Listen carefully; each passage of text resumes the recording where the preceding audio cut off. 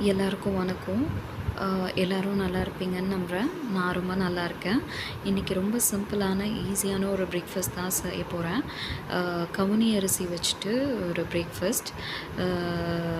And ஒரே ஒரு விஷயம், இந்த கவுனி அரிசி வந்து வாஷ் பண்ணும்போது அதில் அந்த கலர் வந்து வருது.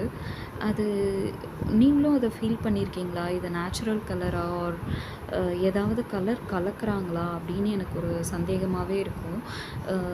பட் நான் சின்ன வயசுலேருந்து சாப்பிட்டாலும் எனக்கு தட்டில் வர பிரேக்ஃபாஸ்ட் மட்டும்தான் நான் பார்த்துருக்கேன். அது குக் பண்ணும்போது வாஷ் பண்ணும்போது நான் பார்த்ததில்லைங்கிறதுனால எனக்கு தெரியல. நீங்கள் யாராவது ட்ரை பண்ணியிருந்தீங்கன்னா கமெண்ட்டில் சொல்லுங்கள். அண்ட் இது சிம்பிளாக நான் வாஷ் பண்ணிவிட்டு குக்கரில் மூழ்கிற அளவுக்கு தண்ணி வச்சுட்டு ரைஸ் போட்டுட்டு ஒரு பிஞ்ச் ஆஃப் கல்லுப்பு மட்டும் சேர்த்துட்டு 15லேருந்து 17 விசில் வைப்பேன் நான் யூஸ்வலாக. அப்புறம் ப்ரெஷர் அடங்கினதும் எடுத்து தேங்காய், நாட்டு சர்க்கரை, சுக்குத்தூள் இல்லைன்னா ஏலக்காய் தூள் இதெல்லாம் மிக்ஸ் பண்ணி சர்வ் பண்ண வேண்டியதான். நான் இன்றைக்கி வந்துட்டு வெறும் நாட்டு சர்க்கரை மட்டும் போட்டு சாப்பிட்றேன்.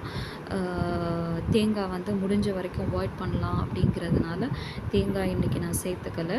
இல்லைன்னா துருவின தேங்காய் கொஞ்சமாக இது கூட சேர்ந்து மிக்ஸ் பண்ணி சாப்பிட்லாம். ரொம்பவே ஹெல்த்தியான, சிம்பிள் அண்ட் ஈஸியான ஒரு பிரேக்ஃபாஸ்ட்.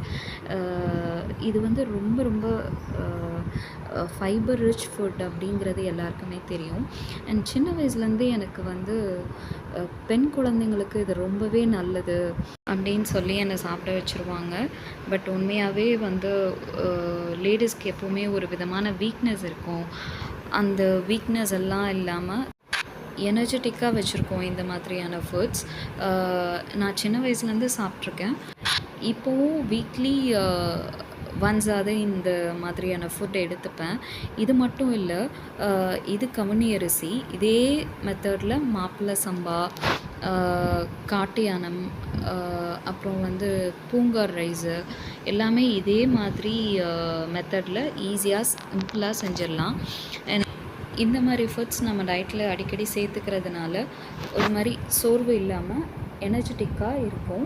ஸோ அடிக்கடி நீங்களும் செஞ்சு பாருங்கள். எப்படி இருந்ததுன்னு கமெண்ட் பண்ணுங்கள். தேங்க்யூ. அண்ட் ஒரு விஷயம் இந்த வீடியோட பிகினிங்கில் சொல்ல மறந்துட்டேன். இந்த மாதிரியான ரைஸ் எல்லாமே குக்கரில் வேக வைக்க முன்னால் கண்டிப்பாக ஓவர் நைட் ஊற வைக்கணும்.